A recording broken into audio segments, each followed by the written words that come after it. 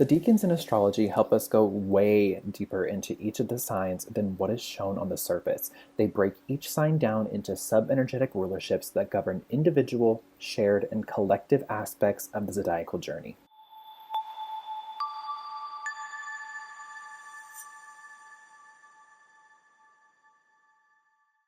Hello, everyone, and welcome to this episode of the Hummingbird Arcana Podcast. I am Jo Hummingbird. I'm an Evolutionary Astrologer, Usui Reiki Master, and a Tarot and Oracle Specialist. I'm here to awaken you to your Cosmic Divinity, and today I have a super loaded episode for you all about the Astrological Decans. Now, you've probably heard me mention this before in a few episodes prior, and this is going to be just a little bit contradictory, intricate, complicated. So this is definitely not for my beginner astrologers.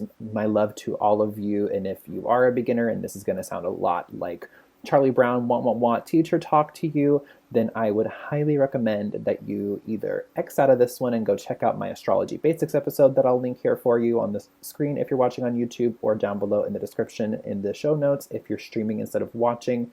But with that being said, for those of you who are my intermediate to advanced level astrologers, hello, this is for you. This is to help you make more sense of each of the signs, to dive into a little bit more of the nuances behind each of them and what they can mean depending on what kind of each sign you are with the decans and their placements. So with that being said, if you're interested in learning all about the astrological decans, then keep on listening to this episode of Hummingbird Arcana.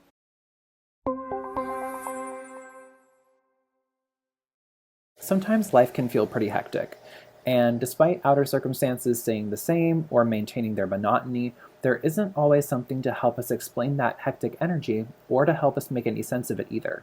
That's where astrological transits come into play. The ways in which the planets, the luminaries, the points in space, and even some asteroids affect our natal charts can be super indicative as to why we feel the way that we do at any given point. So if you're curious to see how the current astrological transits are impacting you and you don't feel like breaking the bank, then check out my Express Transit reading, where together we will do a little cosmic checkup in 15 minutes time to help you understand what is going on in the sky right now as it pertains to your natal chart. Head to the link in the description box or in the show notes below to book an Express Transit reading of your very own. And now, back to Hummingbird Arcana.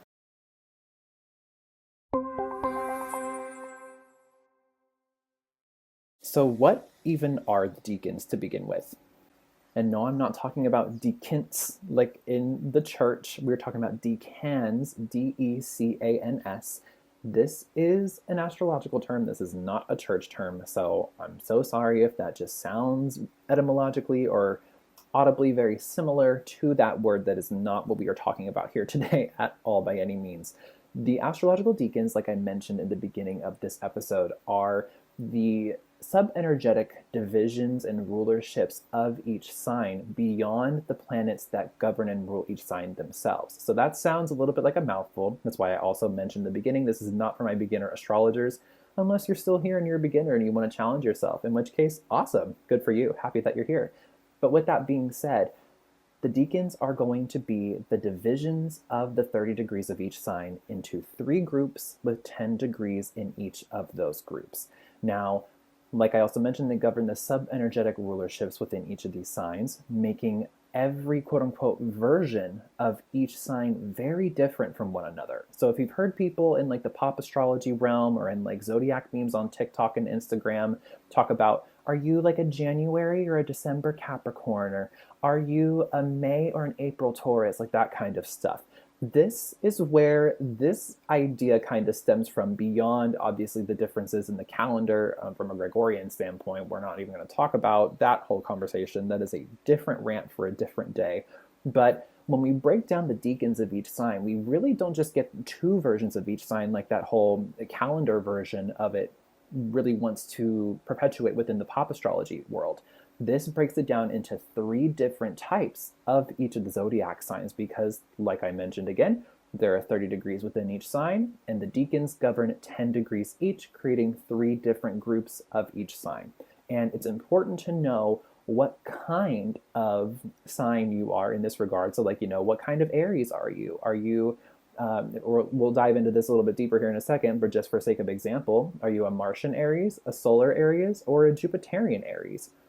Whoa, different than what you thought, right? Thought that Aries was only ruled by Mars. So you can only be a Martian Aries, right?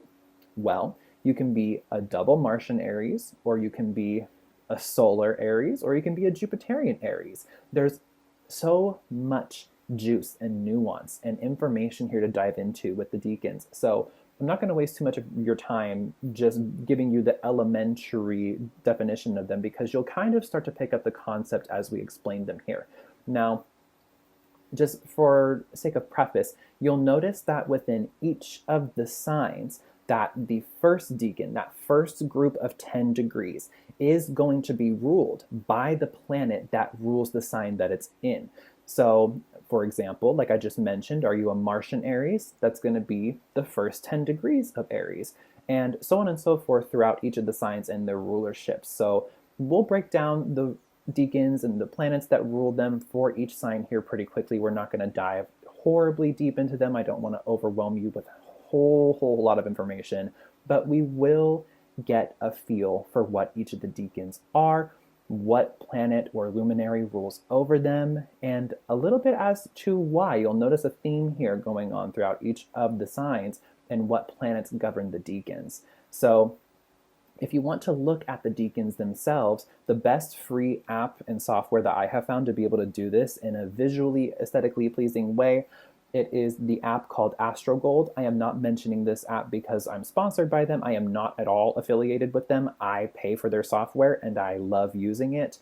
I think it is one of the most useful, informational, highly educational tools in astrology from a software standpoint that you can get. It is not, unfortunately, available on the internet as a website, but you can download it through the App Store, the Google Play Store. So I will leave a link down below in the description box to download Astrogold, or in the show notes if you're streaming instead of watching on YouTube.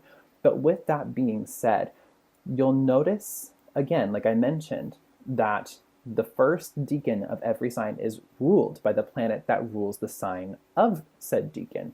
So we'll start off pretty easy here.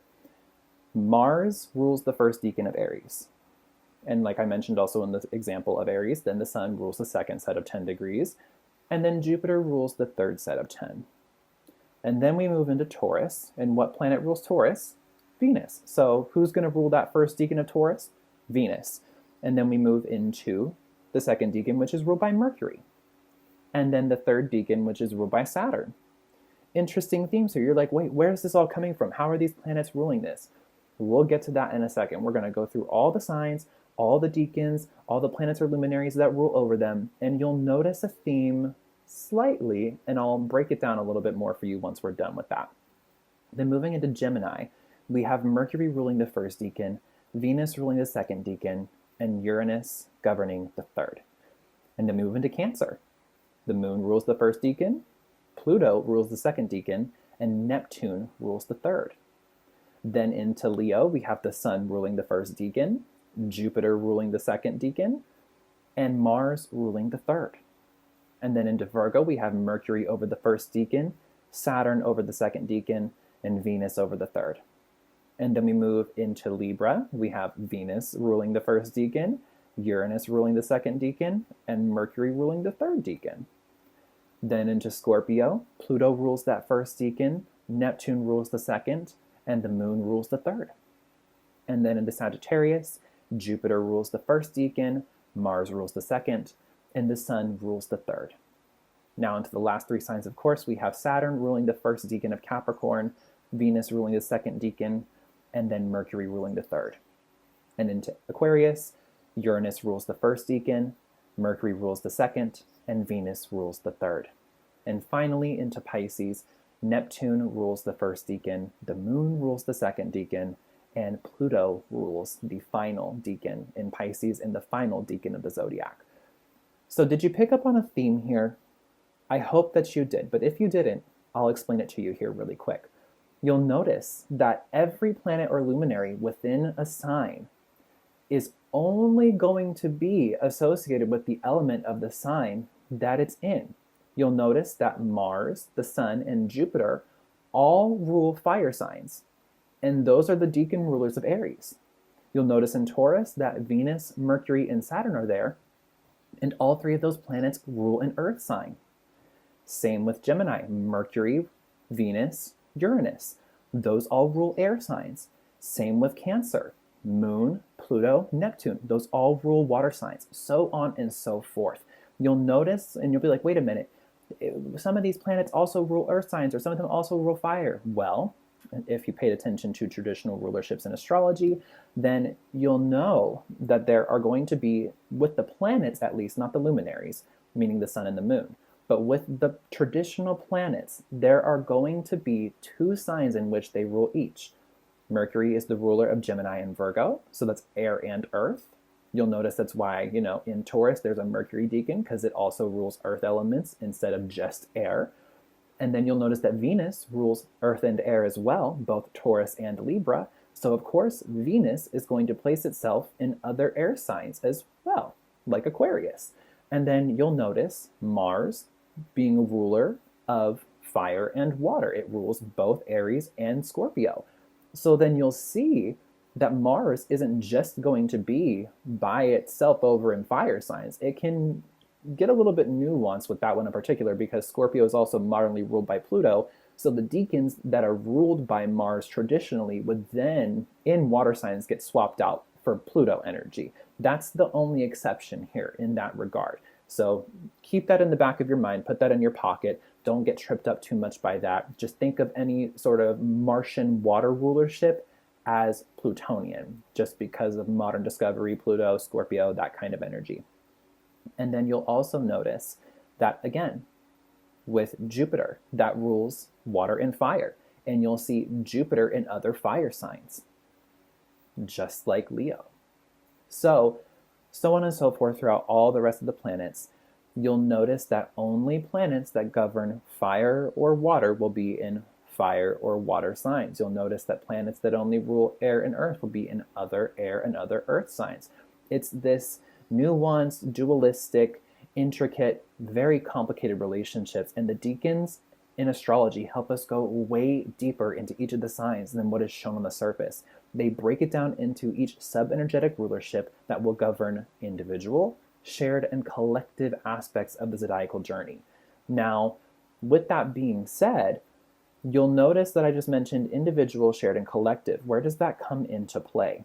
That means that the first decan of every sign is going to be about the individual me, self journey from each zodiacal curriculum in each sign. So the first 10 degrees of a decan is going to be all about the self. How is life affecting me? How am I affecting life?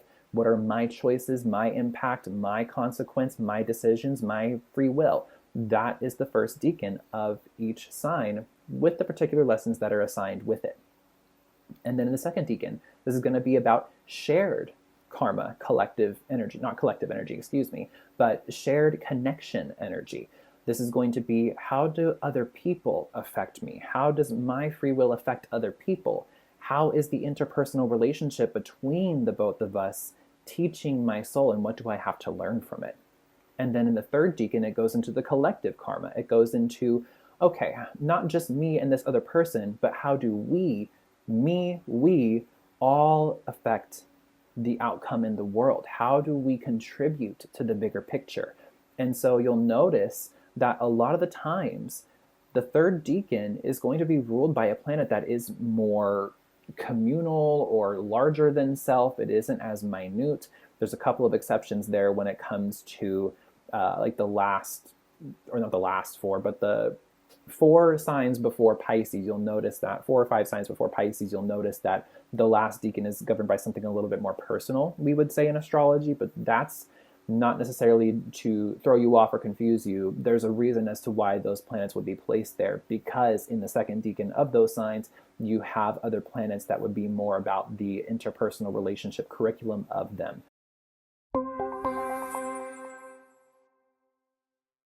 If you're newer to the world of astrology and you don't know exactly where to start when it comes to learning about your natal chart, then my Big 3 report is a perfect fit for you. In this report, I break down your essentials, which are the sun, the moon, and the rising signs, to help you make sense of the most integral parts of your unique cosmic blueprint. Again, this is the perfect report if you want to get to know more about your astrological makeup without overwhelming you with all of the intricacies and complications of your natal chart that can be super scary or intimidating to look at. You can also check out a free sample PDF version of this report to try it before you buy it so you know exactly what you're getting into without any gimmicks or any tricks. So head to the link in the description box or in the show notes below to book a Big 3 report of your very own or to check out my free sample Big 3 report PDF. Now, back to Hummingbird Arcana.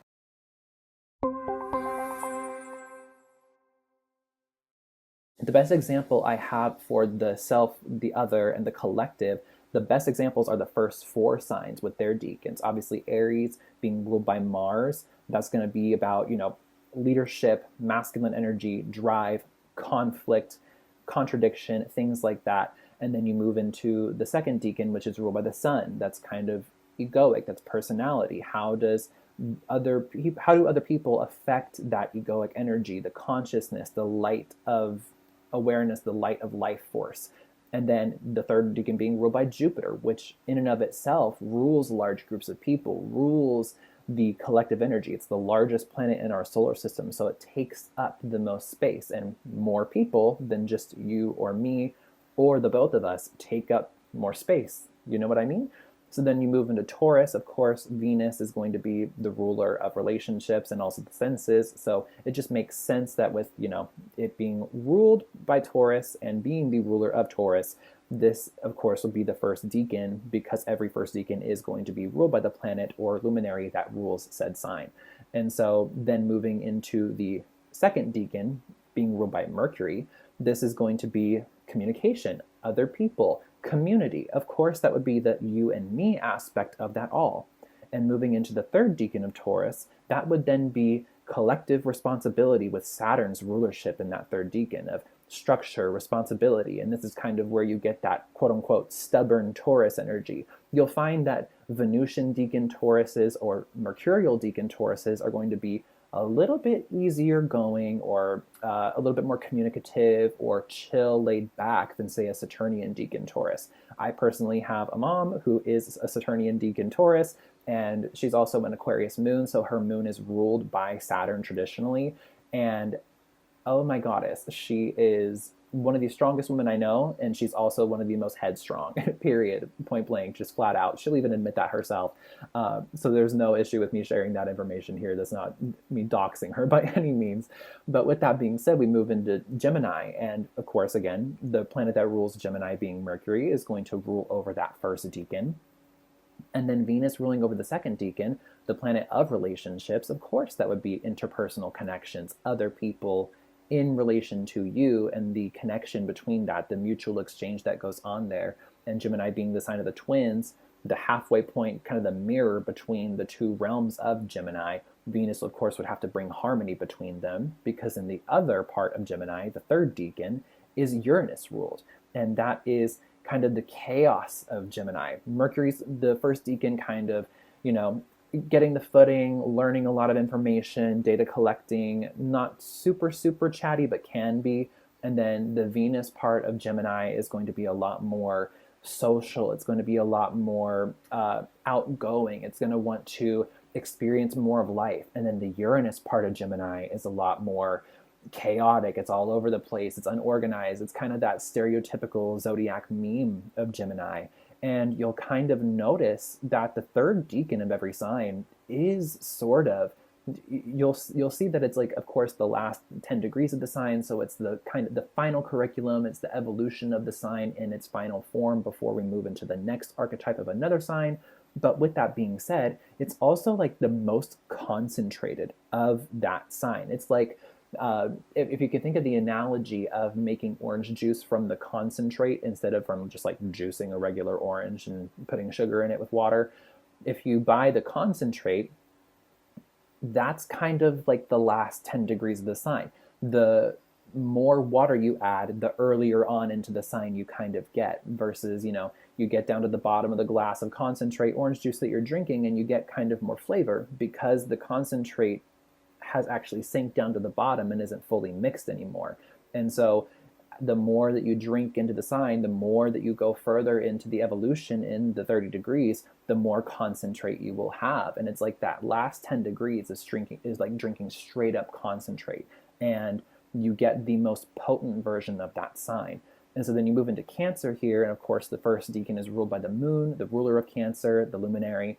And then you go into the second decan, it's ruled by Pluto, and that's going to be a lot more like the deep depth of Cancer. And if you look into how Cancers behave, they're very, very sensitive. They're very, very not emotional to the sense of every single one of them's a crybaby. If you're in the Plutonian decan of Cancer, you're less likely to be a crybaby, and you're more likely to be that stoic, keep it all in Cancer version. Like, kind of, instead of being the soft, meaty crab that is the moon decan of Cancer, the Pluto decan is the hard shell exterior that is, like the conch shell, or like the olive shell that is like the hermit crab, And then you get into the Neptune, and it's like, oh, it's that evolution of the three archetypes of Cancer, from the crab to the water hydra to the peacock. The Neptune goes into the peacock energy, and it's a little bit more flary. It's a little bit more seductive. It's a little bit more, not rose-colored glasses, but it's trying to create a little bit more beauty behind it. And Neptune, of course, is the planet of rose-colored glasses, of idealism, of dreaminess, and Cancer being ruled by the moon, and that governing the dream state and intuition. Of course, that is going to be the final evolution of Cancer. So I hope that makes a little bit of sense for you and puts it into perspective, the nuance and the intricacy and the complications that these decans can provide for you. And they give you a lot more insight into the nitty-gritty of each sign to make more sense of it, to make a more grounded approach, instead of just saying, oh, well, I'm a Cancer, I don't relate to Cancer zodiac memes. Well, are you a Lunarian Cancer? Are you a Plutonian Cancer? Are you a Neptunian Cancer? Are you the Cancer in the Neptune decan that doesn't have a whole lot of boundaries? Are you a Lunarian Cancer who's like very soft and sensitive but still wants to share emotion? Or are you the Plutonian Cancer that's a little bit stoic and wants to keep things more internal and less shared with people, Are you going to be, a Mercurial Gemini? Are you going to be learning a lot and being a bookworm? Are you a Venusian Gemini and you want to talk to people and you want to socialize? Are you a Uranian Gemini and you want to just not have any structure and let loose and say fuck it to life? You know what I mean?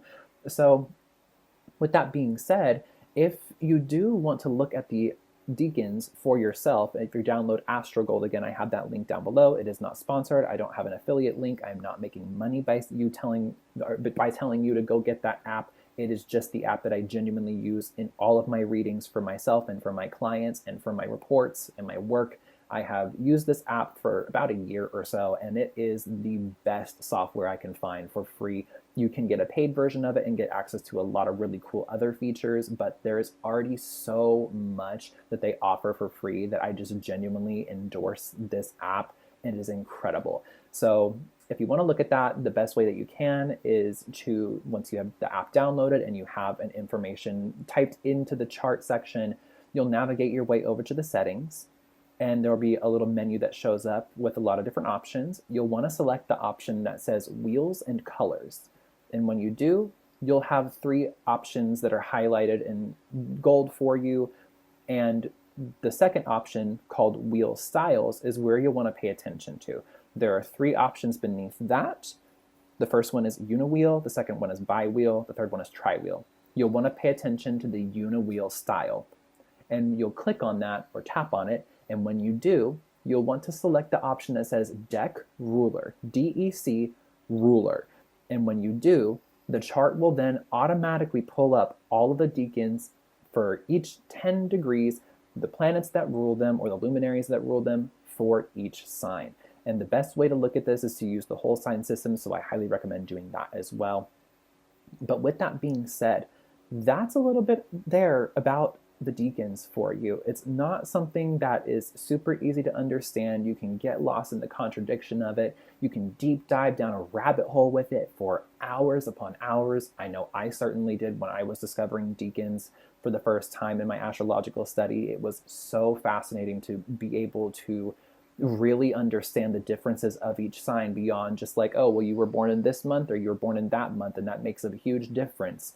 It does. But then even from the beginning of a month towards the middle of a month, there is a huge difference between the signs at that point. And I couldn't figure it out for the longest time until I really dove into these decans. So if you're interested in looking at the decans within your chart, I highly recommend, again, going to AstroGold. Or if you don't want to do that work by yourself and you don't feel like doing all that digging, I would be happy to offer the professional support in a session with you. You don't have to book like a full report or anything. You can do just a reading. You can do an express transit, and we can take a quick little look at that, see what kind of the sign that you are with your sun, your moon, and your rising or anything.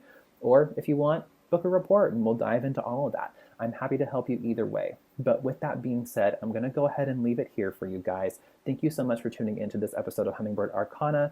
If you enjoyed the episode and you're watching on YouTube, let me know by liking the video, subscribing to the channel, turning on that post notification bell so you're notified every time a new episode rolls out and heads your way. And let me know down below in the comments, what decan is your sun sign in for the sign that you were born under? Let me know, because I personally am a Venus decan Capricorn rising, but with my sun, I'm a Saturn decan. So it's very interesting to see the differences that we have here in the decans and how they affect the different parts of our chart. So let me know down below what your big three where the decans are. And if you don't know, I'm happy to help you in a session. But if you're listening instead of watching on YouTube and you're on a streaming platform, then hi, hello, how are you?